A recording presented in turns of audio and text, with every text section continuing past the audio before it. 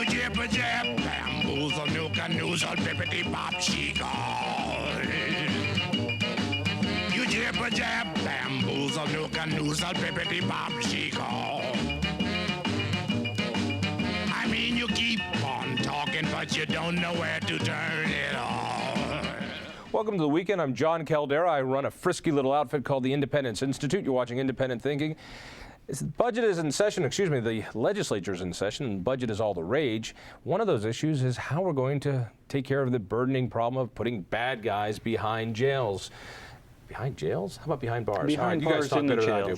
From the Colorado Springs area, Mark Waller, your state representative. Good to have you. Thank you. And from the Senate, Pat Steadman. Thank you for joining. You're a Democrat from Denver. From Denver. Yes. All right. Thanks, John.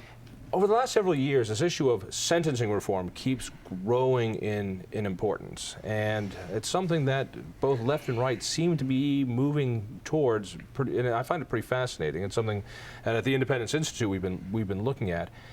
Give me a definition. What are we looking at when we say sentencing reform? What exactly does that mean? Then we'll go into some of the commissions you guys have been working on. You know, John, I think it means it's the difference between being tough on crime, like my party liked to do in the olden days, and switching to more of a focus of being smart on crime. How can we get the best bang for our public safety dollar? I really think that's where the debate needs to be headed these days, and that's how we're trying to move it in that direction.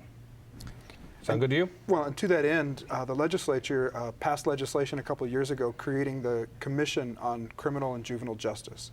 And they were specifically charged with looking at sentencing reform and other ways to modernize our criminal justice system. This commission is made up of about 31 members, I think. All of them criminals? All from every spectrum of the criminal justice system, from the police and the sheriffs to district attorneys, public defenders, probation, parole, judges, victims advocates, and legislators. It's a very... And is how well split is it between ideologues? Well, I was just going to say, in fairness, I think they are all criminals. They just haven't been caught yet. I agree. No, you know, I think it's fairly well split down the spectrum. I think you have a good balance of people who would be perceived as being defense-oriented and people who would be perceived as being prosecution-oriented. Right. In a nutshell, tell me if I'm describing this incorrectly, but in a nutshell, we don't have enough jail space. We don't have enough cells to put people into. We don't have enough prison guards to guard those cells, even if we do have the cells. We are hitting a maximum. We're putting a lot of people behind bars. It's costing us a fortune, about, what, $30,000 a year to keep somebody in Hotel Colorado. They're there, and when you look at why they're there, something like 20% of them are there for, quote, non-violent drug offenses. When you talk to the law and order types, they say, yeah, they might be there technically for non-violent drug offenses, but I'll guarantee you these were not people who just got caught with a pot pipe in their back of their car. These are bad guys.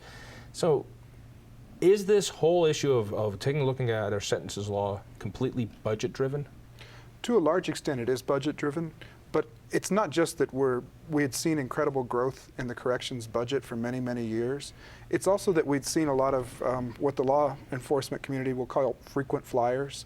These are people who offend, do their time, get out, and reoffend, and are back in the system.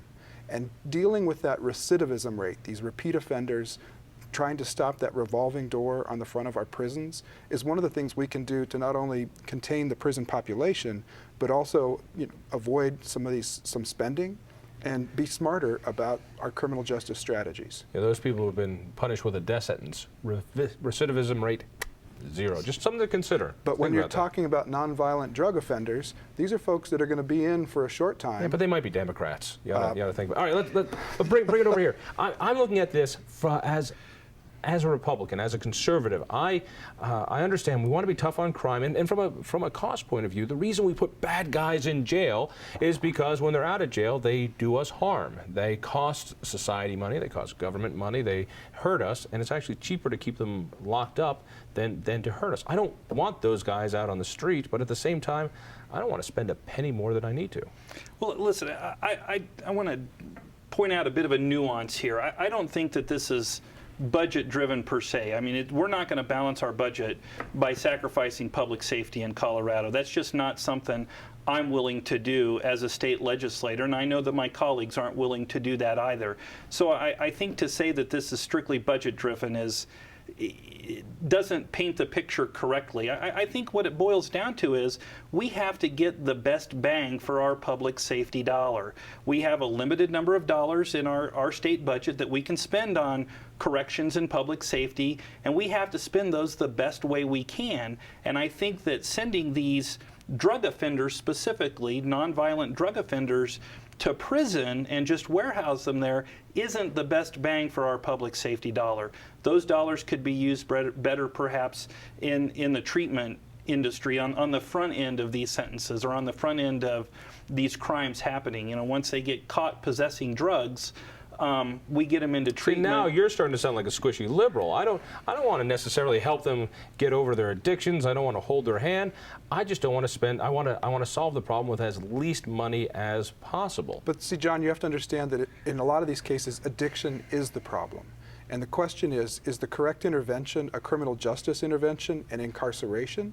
Or is dealing with this as a health issue, a medical issue, providing the treatment to help them deal with their addiction, a more cost-effective intervention? Now you're talking my language. I'm not there to say I want to help you. I'm going to say, you know, you're a drain on society. How can we fix this drain with the least amount of money? Is that what we're talking about? Absolutely. And one of the charges of this Criminal Justice Commission was to look at scientific evidence. What does the social science and the research tell us are the best ways to treat some of these problems? Is prison the right place to deal with someone's addiction, or is a community-based treatment program a better option? And clearly, the evidence is there. We've seen all the studies. It's so much more effective to deal with this as a medical issue with community-based treatment. Sending a drug offender to prison really just creates a career criminal. Sending that same person to drug treatment helps them deal with their problem, get their life back on track, saves their life, and saves taxpayers a lot of money. Well, and I'll tell you, if we don't spend our public safety dollar, if we lessen these sentences like we're talking about doing, if we lessen the sentences and we don't spend any of that money that's saved on treatment, all we're going to be doing is sending guys to prison more times for shorter periods. I mean, those guys are going to go right back anyway. So the goal here is it's not to be squishy with these folks and not to, have this giant group hug or whatever. It's about how can we get the best bang for our public safety dollar. I don't want to become Dr. Phil. My job is not to say that's not working for you. I want to do something that's right for the budget.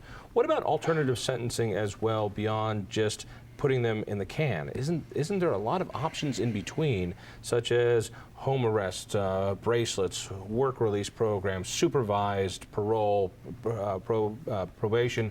Isn't there a menu of things that we can use other than just sticking them behind bars? Absolutely, and those are the kind of recommendations that are coming forward from this Criminal Justice Commission that we'll be carrying with legislation this year in the state legislative session. And we're very hopeful that thanks to this commission process and the amount of consensus there is all across the spectrum of folks in the criminal justice system, that this is the right place to make reform.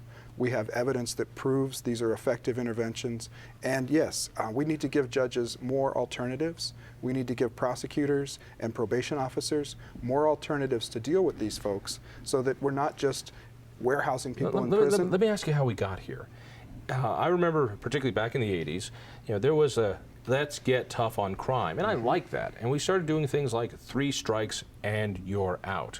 We started bumping up the mandatory minimum sentences. So the guy who had one crime, another crime, and then he stupidly tried to steal a pack of bubble gum from 7-Eleven was put in for life. I'm exaggerating, but there was very little leeway. Is the problem here that judges have very little leeway when it comes to sentencing bad guys?